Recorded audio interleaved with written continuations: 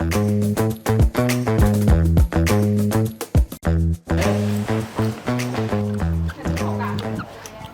นสบายแท้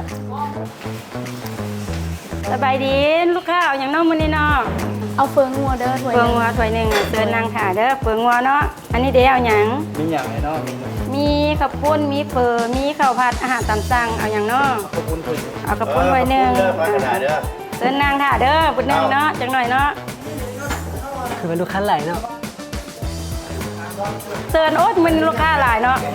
เอาข้าวปุ้นหมอเอาเซิร์นนางค่ะจังหน่อยเสิร์ฟให้เด้อจริงอ่ะเดี๋ยวคือโดนใช่ปะปันได้สอดคิวข่อยหิวแห้งเลยเด้รถถ่ายจังหน่อยเด้อจังหน่อยได้เด้อลูกค้าเด้อใกล้สิแล้ว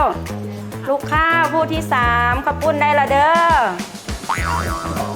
ลูกค้าผู้ที่3ของผู้ใดของผู้ใดเมาได้ของข่อยวะของลูกค้าผู้ที่3ข้าวปุ้นด้วยนี่ของค่อยที่ค่อยมาก่อนของลูกค้าผู้ที่3ของข่อยตี้บุษราทำไม่ขาดเลยเอาของไผ่แทบวันนี้อันนี้เป็นของลูกค้าผู้ที่3บ่นี่ข่อยกระบดจืดของผู้ใดเนาะนี่เนาะ